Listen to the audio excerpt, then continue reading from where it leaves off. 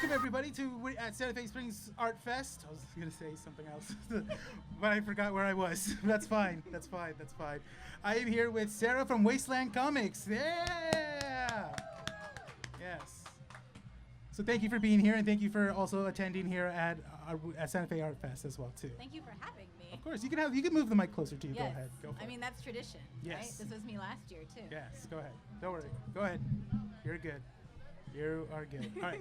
So obviously, you are now. Since we last talked to you, you were just putting out issue 3 of Glitch, your series. But now, as of right now, you're still kind of working on some stuff right now. Yeah. But issue 3 is officially out. Yes. Yes, that's awesome.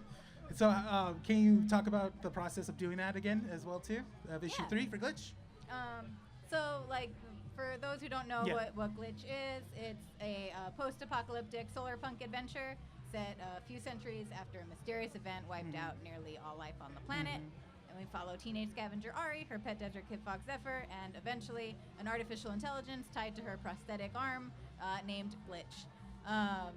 And number 3 is when we kind of expand beyond the little part of the wasteland where Ari has called home to more of like the salt flats. We meet a bunch of sand pirates and have a cool Mad Max style super fun chase going on.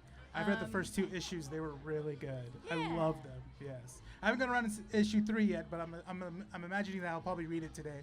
We have it yes. right over at our booth. Which is the booth right there.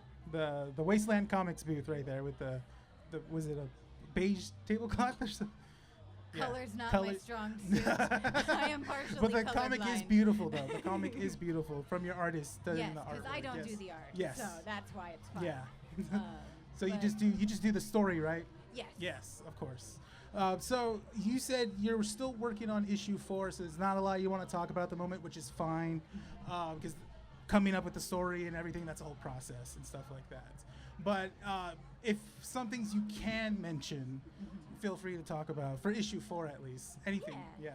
Yeah, definitely, like, by the end of issue 3, we kind of tease Brass Booty Bay, Yes. which is the first major large settlement in the wasteland that we're going to be introducing in our 6-issue series. I have decided that'll be our nice arc. Yes, no, you're fine. It's just this.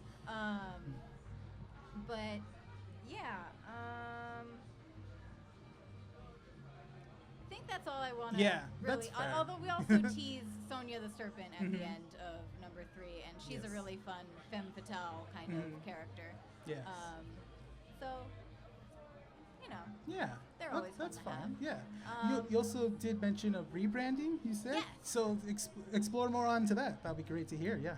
Yeah, so I'm actually planning to expand the kinds of stories that I'm telling to still fall under the post-apocalyptic genre.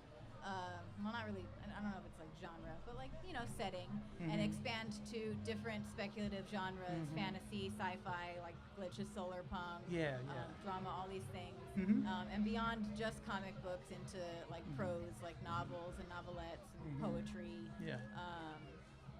So we're actually in the process of rebranding Wasteland Comics into Afterworld's End Publishing. Tales, post-apocalyptic tales of hope and wonder by yours truly. Yes. Now, you said you were keeping it within the Wasteland vibe.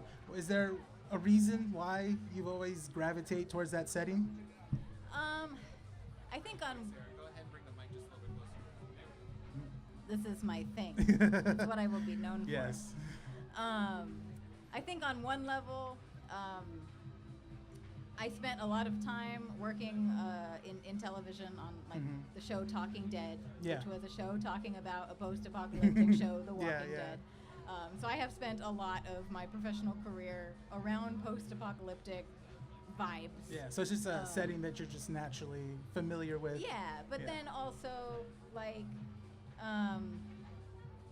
the state of the world and everything. Yeah. There's a lot of dark and bleak things. Yes. And there's a lot of relatable things when you end up watching a post-apocalyptic thing. But I also think a lot of post-apocalyptic stories can be a little grim or dark. Yeah. And They're great. I love them. I watched all of The Walking Dead and all that. Yeah. I'm watching The Last of Us right now. Yeah. Letting it break my heart. That's fine. But I want to have more fun and kind of even if it's not fun, have more like hope and optimism and Yeah. magic in what I tell. You said something interesting where that with everything that's happening out in the world and you see everything, has there been any moments that's been happening out in the real world that you saw and you just were inspired to put into your comic or in a story that you're thinking about, even about that?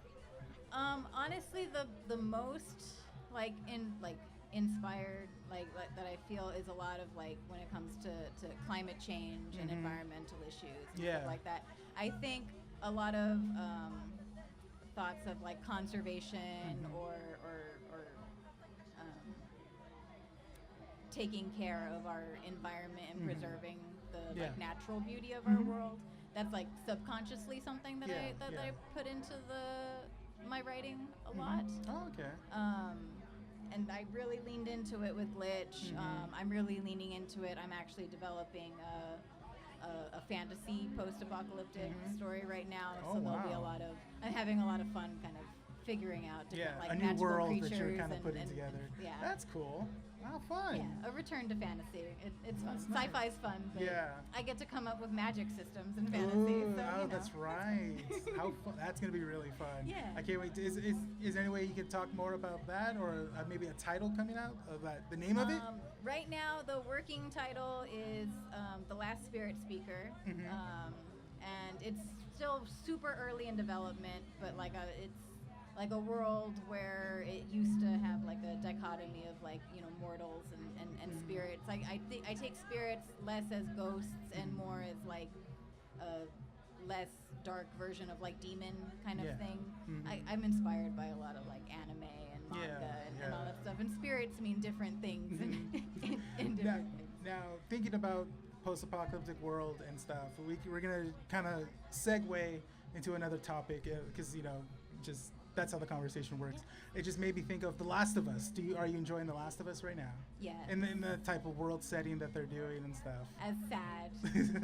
With this last episode, made me. yes. We won't spoil it, but yeah, it's a very emotional episode. It was very well done. Yeah, very well done.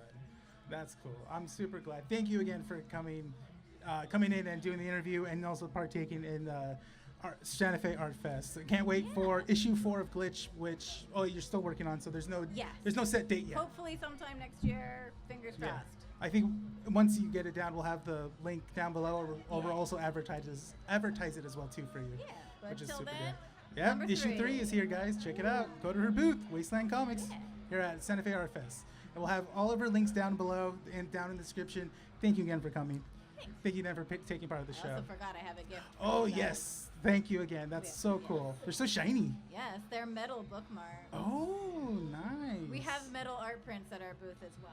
Oh, we don't have that's good to know. bookmarks, but you know, if you want something bigger. Okay, nice, cool. Thank you again for coming down. All right, thank you guys for watching. We'll see you all next time.